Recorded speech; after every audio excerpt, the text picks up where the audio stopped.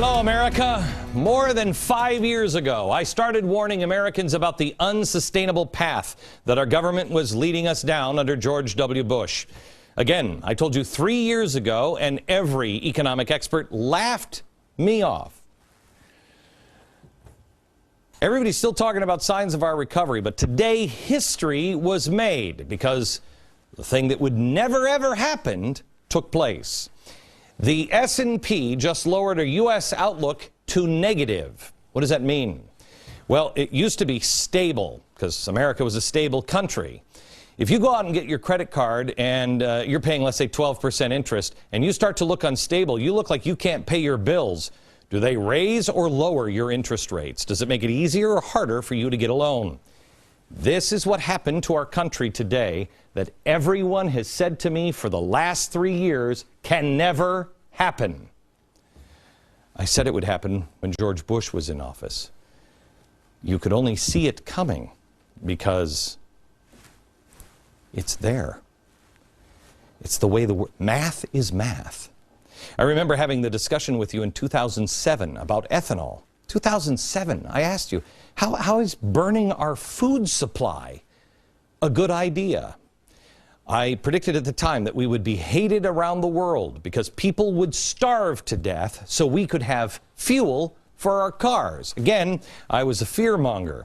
At the bottom of the hour, I want the media to report on the fearmongering of the head of the World Bank, who now says we are one world shock away, like an earthquake in Japan, from a global crisis and food prices skyrocketing. And they are skyrocketing. Food prices, let me show you this. Remember, they said last fall, don't listen to Glenn Beck. He's telling you crazy things like store food. Food prices in the last 30 days have gone up almost 1%. Coffee in a year has gone up 3.5%. In a year, meat 7%. Dairy 15% in 30 days. Wheat 3 times, gone up 3 times in 2 years. Corn 100% increase in 6 months. Don't listen to crazy people telling you maybe you should have a little extra on hand. The 912 Super Seniors, we asked them right before Christmas, will you please just go in, because they're telling you no inflation exists. Well, how is that possible? So will you please go into the grocery stores? Well, here's what they found. The price since the 21st of December last year. Ground beef has gone up 11% in your grocery store. 6.6% increase in milk. And cheese, 12%. Now, all 3 of these have something in common. Cows. What do cows eat? Corn. What are we burning now in our cars? Corn. Now, who in their right mind, when this is going on, would burn corn? But yet, when you ask the soundness of drilling, and the drilling moratorium in the Gulf, and the president's policies making it more and more difficult for oil companies to resume drilling, anyone in favor of drilling vilified for agreeing with the evil profiteers of big oil. Since it's tax day, let's just look at the evil profiteers, shall we? What's the profit margin of Apple? Because everybody on the left loves Apple. How much, when you buy an iPad, how much do they make? According to, what is it, Computer World, it's 42.9%. Oil companies, when you buy gasoline, how much is their profit margin? Apple has got to be less evil. What is it, 80%? 90% profit margin? No. Less than 8%. So how come we're not taxing Apple? Why are we vilifying Apple instead? Because this doesn't fit their agenda. Now, Middle East is on fire, right? Who would have seen that coming? Oil prices skyrocketing. Is there anybody who, if you look at things honestly, that doesn't think opening up drilling at home might help a little bit? Speaking of the Middle East on fire, the media celebrated the sudden love for democracy. Journalists and the administration basically had a makeout session with Al Jazeera. Food or fuel? What's it gonna be? You're gonna have corn, which feeds people and animals, which gives us beef, chicken, pork, milk, cheese, and eggs? Or are we gonna take this corn and instead take a lot of this corn and go down here and make gas, which is heat and transportation, air, land, and sea? But oil does all of this, and plastics, clothing, pesticides, medicines, machines, all that stuff. No. Let's start getting rid of some of this stuff, some of these, maybe even some of these, and divert some of it just for our cars. I wonder what Al Jazeera would say. Politico is reporting the Emir of Qatar came by the Oval Office today. He owns Al Jazeera, basically. Today, when he visits the White House, officials tell him they watch Al Jazeera English to monitor the protest. At the State Department, when you go down the hallway, you see Al Jazeera virtually on every TV and computer. Oh. Isn't this the Al Jazeera? Is it the same Al Jazeera that just like 3 years ago we said was an enemy of the state? My, how far they've come in a short period of time. Merely by asking the question, what does democracy look like in the Middle East, resulted in ridicule and scorn. Well, how's that democracy working out? What's it look like? Yes, chaos. Which brings us back to food and fuel. The average national price of regular gasoline, how much is it? $3.83. By the way, the highest ever recorded average for regular was under the evil George W. Bush. Now, let me ask you this. Bring it back to the irregular price, please. There it is. Do you think, Price is Right, that number is going to go higher or lower? What do you think? We're entering the summer months. It always goes higher. And the Middle East is on fire. So what happens?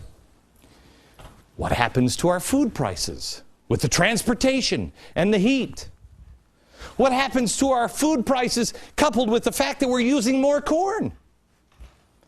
Look, gang, it's not going to get any better, and the Saudis that we have become dependent on are not pumping any more oil. In fact, the Saudis said today that they're going to reduce the amount they are pumping by 800,000 barrels because they say there's a world surplus. I know, it's only $3.83 a gallon. And more regulations are coming your way. Thank you, Cass Sunstein. Do your own homework. Do your own homework. Red State's reporting today, and you can bet that it's got Cass Sunstein's fingerprints all over it, that the ATF is now seeking to limit firearms based on their definitions of what is appropriate for sporting use. I didn't even think that sporting use was even a consideration for the Second Amendment. Firearms for sporting. Who would have seen that one coming when the Bill of Rights was written, huh? Republicans and Democrats, the politicians and the media assured the public, assured me. I even had a Republican senator tell me, oh, this guy, oh, he's a man of his word. When we said he wants to control Americans like little lab rats, they said, no, this is what he said at school. Ow. Cass Sunstein wants to change the definition of what firearms you can carry based on the definition of what is acceptable for sporting use. Now, I wasn't alive in 1776, but I'm pretty sure the founders weren't crafting the Second Amendment based on their love of clay pigeon shooting. But maybe it's just me. Because I see America a little differently than the way, Cass Sunstein does and the president does. The president sees the Constitution as a charter of negative liberties. And he wants one of positive liberties. Well, let me show you the difference of negative and positive liberties. He sees the Constitution this way. I see it this way. Negative charter. A handcuff on the government, not on you. The government can never take away your free speech. They can never, ever do anything to the media. They cannot stop your worship of God. The Second Amendment is the right to own a gun. Protect yourself against who? Clay pigeons? No. An oppressive government, and don't start with well, they got tanks. Yeah, and they will roll over you. Positive charter. This is what he wants to change it to. First, limited speech. No hate, no conspiracy theories. No, we've got to watch that speech. There's got to be something in the Constitution. The government-funded media. We should all just watch Al Jazeera, as Hillary Clinton said, because there's no commercials on it. And my favorite, there's not people arguing all the time. Oh, well, that's our problem. People are arguing because they have differences of opinion. She's so smart. And, of course, a positive charter for the Constitution would say you can worship God any way you want, unless ...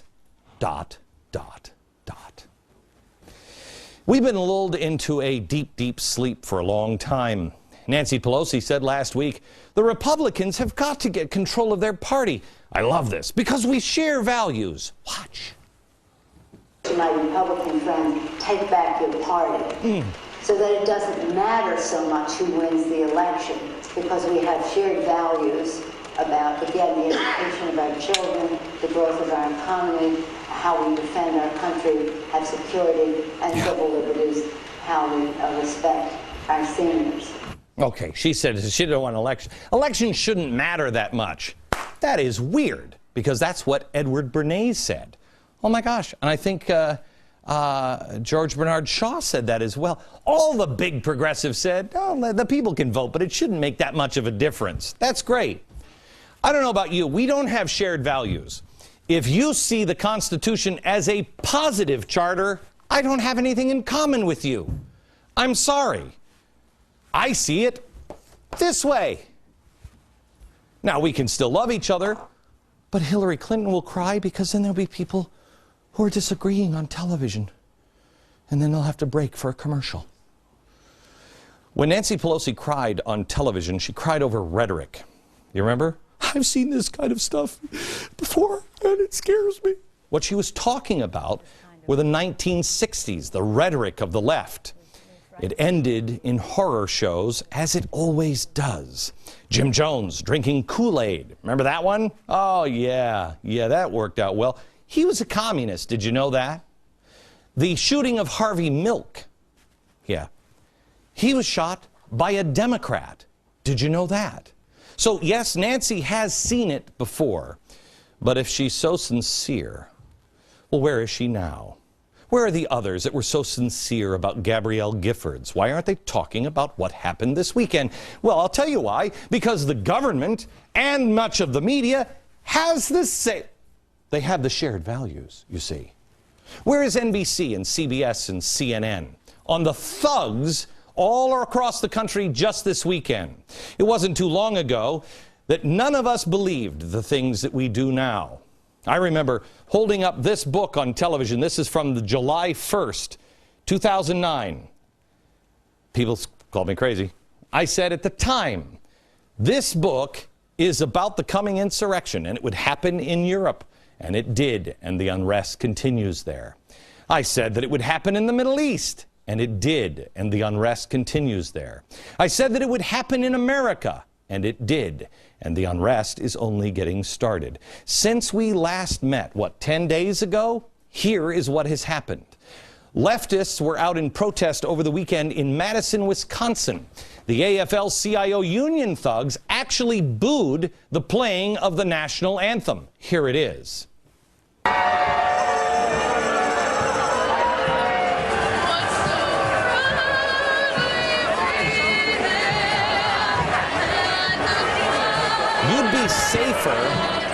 You'd be safer at a Philadelphia Eagles game dressed as Santa